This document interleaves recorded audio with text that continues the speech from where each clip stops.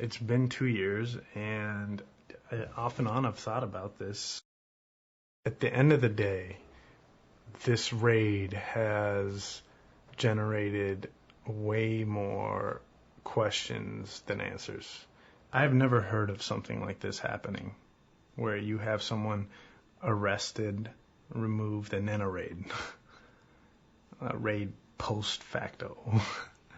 Why wasn't anyone prosecuted from the mosque is another thing. Was this community or is this community under surveillance? Raid isn't a legal term.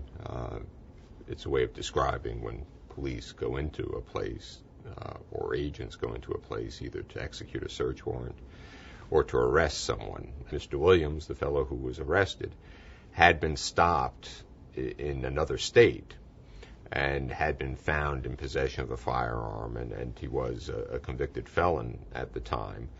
And for some reason, the federal authorities knew he would be traveling from that state to Pittsburgh, so that suggests that they were watching him, following him, obtaining information on him. I was a general assignment reporter who covered basically anything that happened in the city. So I had experience covering instances with firearms violations. I knew that the best opportunity to cover it would be at a press conference that the Light of Age Mosque was going to hold later on that week.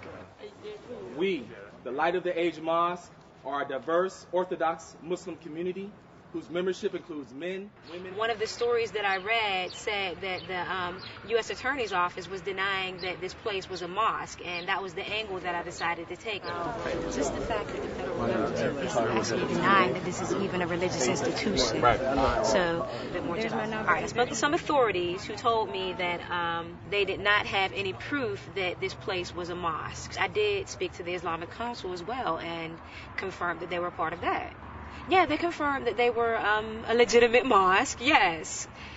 So I didn't understand why there was any denial about that. No authority has ever brought up terrorism in any question that I asked. They always referred to Larry Williams as the reason that they were inside of the mosque. But again, I have never seen a response to that degree in a case where they're looking for maybe 1 or 2 firearms. Maybe they believe that Larry Williams had some type of arsenal. Maybe they believe that the mosque had some type of arsenal. But whatever they believed, it was all under the premise that we're making sure that Larry Williams isn't being a danger to the community.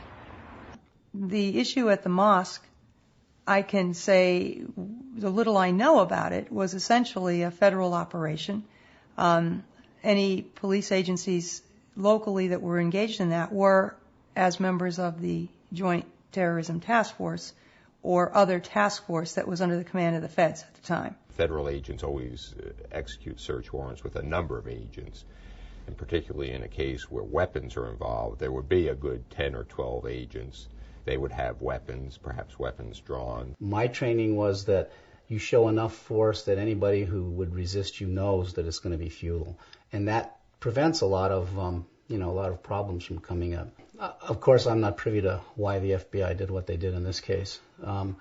Generally, I can say this: when I was an FBI agent and when I was a police officer, the primary concern is safety. The idea is to show such overwhelming force that if somebody is there who is inclined to resist, that they won't resist. I can tell you that when I was an agent, it would not have taken this kind of a show of force to make an arrest or serve a search warrant based on a simple gun case. The simplest explanation is they were after Mr. Williams, and he had been staying at the mosque, so that's where they searched for things he might have left behind when he was arrested. However, I take it wasn't accurate in that he didn't have firearms or any other evidence of illegal activity in the mosque. They obtained a search warrant, legally issued by a federal judge, and they executed it. Obviously, with the show of force that they made when they went in there, they were expecting something. What? Who knows? I took a look at the preliminary hearing transcript for Mr. Williams, and the assistant U.S. attorney involved, the federal prosecutor involved, is the one who is in charge of their anti-terrorism task force. So there might have been some surveillance by that task force before the day of the search.